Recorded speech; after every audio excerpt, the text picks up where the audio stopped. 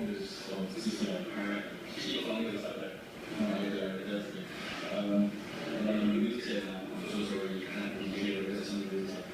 So this is very small. My guy says his company. He started as a small contractor. And then after that, working with some of those local bicycle shop. And then after his high school, he started sending to Oregon, United States of America, Oregon, into to United Bicycle Institute to study furthermore about bicycles, to really know how to run bicycles. And he came back and then we worked with his first big bicycle shop. And then a couple of years after that, I was 6 years in his bicycle shop.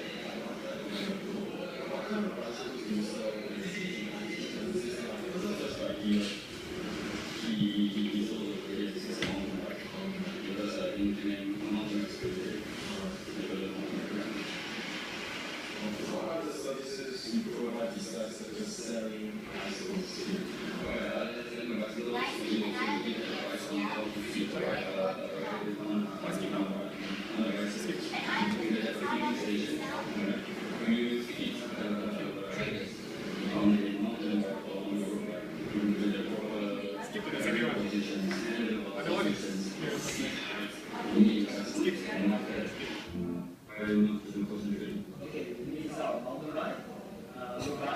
Mr. Yong.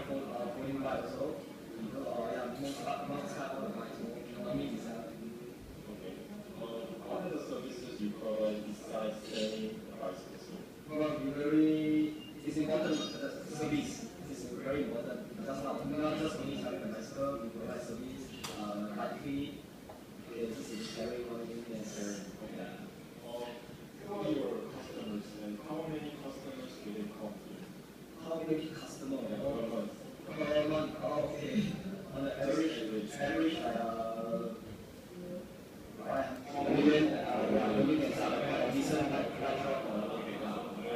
Okay, so generally, do you feel it is easy or hard to enter this market? It depends what kind of business the shop is start. Okay, you get just a normal bike shop, you can quite easy to start because when you want to starting with as a high-end bike shop, you need a training very good start. Okay, and then you need a very good product. You need a product knowledge. Okay, this is very important. And then customer service, this is very important. How often do you release a new product? Okay, actually, we carry quite a lot of brands. We have every month we have a new product in. What are your pricing decisions strongly affected by competitors? Okay, now this market actually, they really have a lot of competitors coming in. They bring in all the stuff and the price is considered like a price war. Now the price, the profit margin is low, but we try to sell more, and then it's the big volume. Alright, I see. What are the obstacles faced by new business who want to start this business? Okay, first is the capital, the money, okay, and secondly you need a passion. You need a passion, you need to know all the product, okay, you need to train people. Let's skip to how we test the product.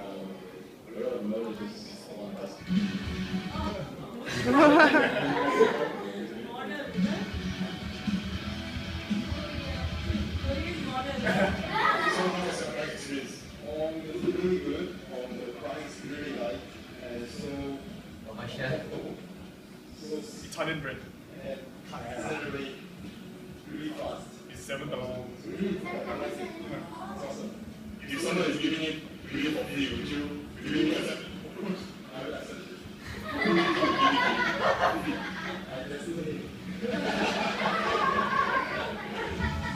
Yeah, that's all. Okay, so Ken will start the history. Okay, so today I'll be presenting on the history of bicycle industries. So firstly is we have the dry Siam. That was invented in the early 18th century. It was made by Baron Karl von Drais. Then we have in the 1870s, we have the penny farthing bicycle. It features a big and a small wheel, and it's created by James Starley. James Starley was the bicycle industry, was known as the father of the bicycle industry in England. And next we have the rover, which was invented by John Kemp Starley, which was James Starley's nephew. The rover has the design of the rover is featured in many designs today, and as you can see here, there are two medium-sized wheels compared to the other one, which was big and small. Next. Then in the US, we have Albert Pope. It all started when he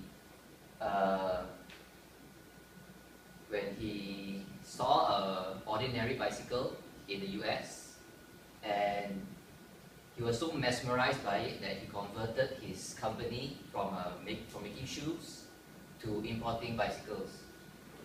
Then 2 years later, he commissioned a mechanic named Atwell to create his own vision of a bicycle, and that bicycle was named the Columbia. And then the Columbia was the first modern bicycle to be sold in the US, and he then became known as the father of the bicycle industry in the US. Thanks. Now in the present, the mass production has shifted overseas to China. China has produced over more than 60% of the world's bicycles, and in fact, most of the bicycles in the US are actually imported from China. Okay. So I'll pass it on. Okay, the cycle industry, which is also known as CCI, it was founded by Gary Armstrong at 28th of February 1996. He started as a mountain biker. Right after his high school, his parents sent him to United Bicycle Institute at Oregon, United States. With his passion and his precious knowledge on bicycles, he went back to Penang as soon as he graduated, and he opened up the first shop at Sugar Street, Georgetown, Penang. The shop started selling normal bicycles. At the year 2002, a few years later, they moved to a new shop, which is bigger than the previous one. They started to sell good quality bikes like mountain bikes and road bikes. The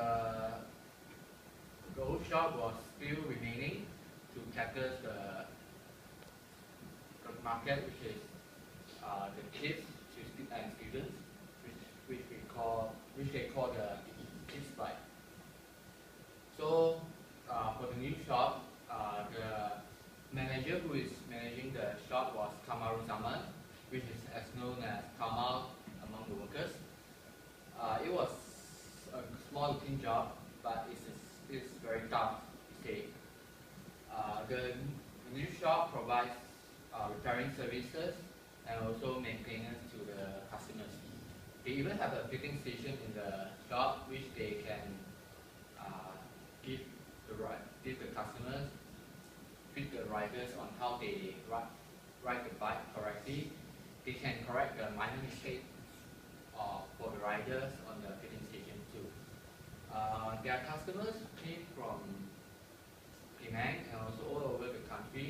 They even have foreigners who came to visit the shop and buy some bikes from them. They also have famous riders from all over the country, which they come and have their bike checkup and maintenance right before the events or competition they have in Penang. Yeah, thank you. So I pass on to Ikmal. For the next shop, we go to interview KSH Cycles, which is located at TTDI. If you guys wondering what TTDI stands for, it stands for Taman Tun Dr. Ismail.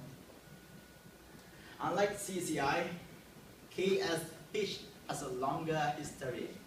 It all started by the current owner's grandfather, Mr. Alan Tan, in 1974. If you can see how neatly arranged the bikes are. It started from a small shop. They were selling all kinds of bikes. Since 1990s, they decided to start selling modern bikes.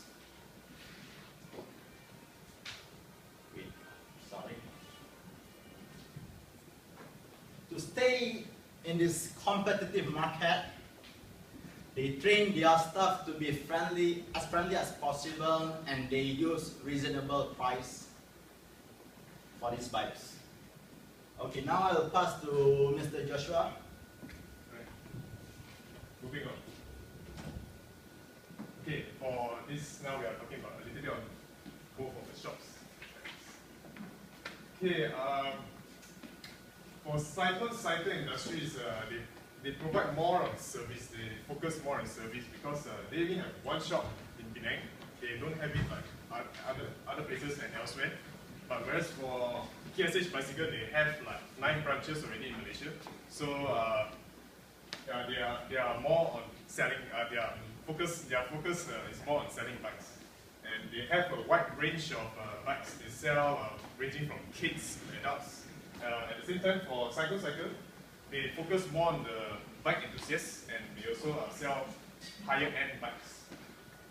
So both shops, they sell mountain bikes, road bikes. At the same time, they also sell many gears, like those pedaling gears, those seats, bicycle seats, and helmet, and everything. They sell even the shirts, the sports shirts. And at the same time, moving on.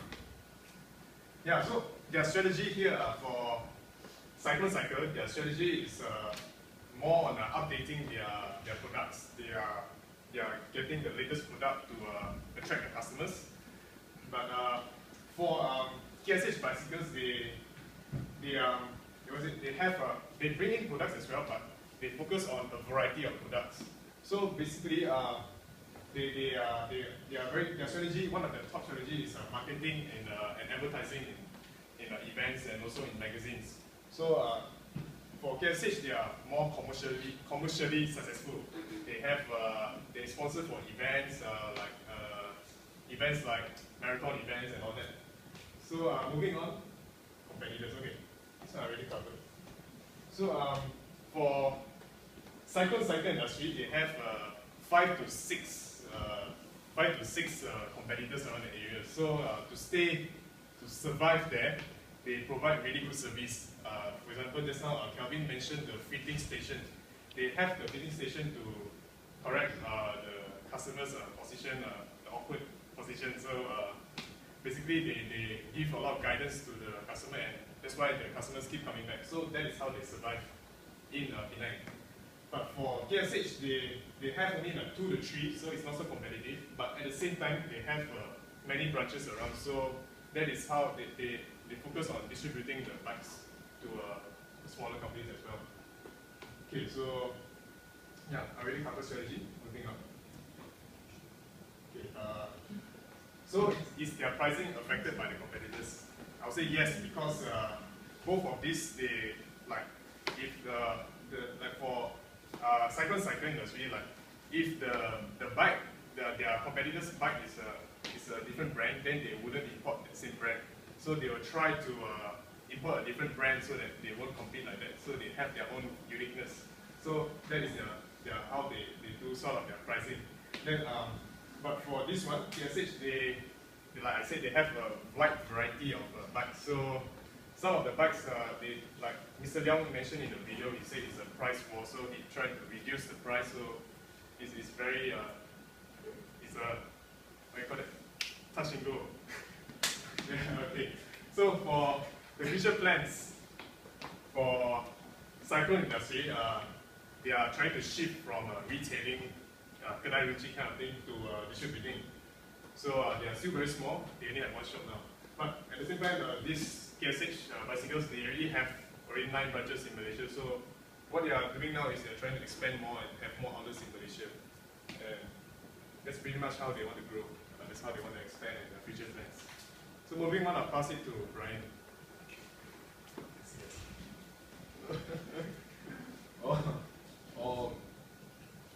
After we analyzed the businesses in Penang and Klang Valley, we had come up with 2 recommendations for each businesses. So we would like to start for CCI cycles in Penang. Okay. So our recommendation for this business is to focus more onto their customers, because as we notice that the shop is not focusing more to the customers, they are more focused on the products they sell. So, and I think they are in a risky situation where they are having a lesser customers coming in to buy their products. And then, like, just imagine that without customers, like whether you have good, high quality products and very expensive things to sell, but there's no customers, the business will go bankrupt, or yeah, they have to find other things to start other business. So I would suggest that focus more onto their customers for CCI, which is the first recommendation. And the second is open more branches, not in Penang. And CCI is only, the businesses is only in Penang. So I would recommend that to open more branches, not in Penang, other states or overseas too, anywhere. And opening more branches will definitely help the business to raise their profit by having more customers coming and buying their products. So this is one way to improve their businesses. So, okay, this is the KSH cycle. I think they are lacking of teamwork. We see that they are like their managers and staffs are like working separately, individually. So I recommend that they should do some teamworking, and the business have to teamwork. Teamwork, yeah. Okay. Okay, next. Okay, update. So KSH cycles need to stay up to date, because nowadays there are a lot of new products.